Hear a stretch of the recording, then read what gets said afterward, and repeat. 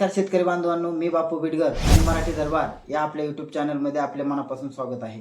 तर बघा, एप्रिल महिन्याचा मुख्यमंत्री माझी लाडकी बहीण योजनेचा हप्ता वितरित करण्यात आलेला होता। आता मे महिना संपत आलेला आहे। आज 30 तारीख आहे।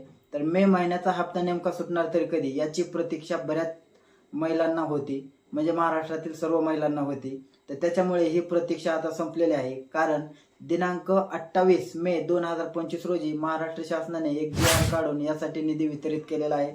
तर बघा, 2984 कोटी रुपयांचा निधी महाराष्ट्रातील लाडक्या बहिणींसाठी दिलेला आहे। त्याच्यामुळे लवकरच हा निधी येत्या 2-4 दिवसांमध्ये महिलांच्या खात्यामध्ये वितरित होणार आहे। त्याच्यामुळे मे महिना संपायच्या अगोदरच शासनाने या निधीची तरतूद केलेली आहे।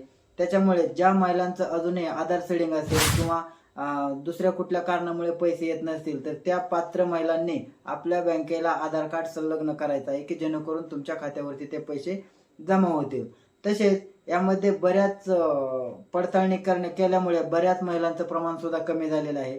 त्याच्यामुळे ज्या महिलांना समजा गेल्या वेळेस पैसे आले असतील पण यावेळेस येणार नाहीत, तर त्यांनी असं समजायचं की त्यांना कुठल्या तरी योजनेचा पहिला किंवा घरी 4 व्हीलर असेल किंवा इतर कुठल्या योजनेचा लाभ पूर्वी भेटत आहे आणि पडताळणीमध्ये त्यांचं नाव कॅन्सल केलेलं आहे किंवा कट केलेलं आहे। तसेच ज्या महिलांना आपण याच्या अगोदर पण व्हिडिओ बनवला होता की ज्या महिलांना फक्त 500 रुपये येणार आहेत, तर त्या महिलांनी असं समजायचं की तुम्हाला PM किसान आणि नमो किसान योजनेचा लाभ भेटत आहे।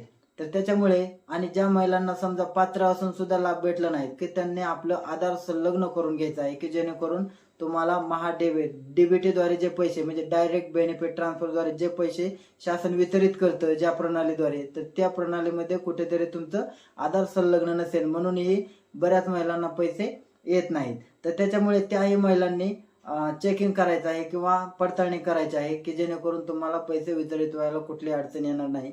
तर बऱ्याच महिलांना हा प्रश्न होता की बऱ्याच महिला यापासून वंचित राहिलेल्या आहे, की नवीन अर्ज सुरुवात कधी होणार। तर नवीन अर्ज सुरू करण्यासंदर्भात शासन सध्या कुठल्याही विचाराधीन नाही। त्याच्यामुळे नवीन अर्ज कधी सुरू होतील हा बराच महिलांना पडणारा प्रश्न होता। तर बघा, नवीन अर्ज चालू करणे हे शासनाच्या सध्या विचाराधीन नाही। त्याच्यामुळे महिलांनी जर याविषयी काय अपडेट आली तर आम्ही ते तुमच्यापर्यंत नक्की पोहोचू, परंतु नवीन अर्ज सुरू सरकार करेल असं सध्या तरी दिसत नाही।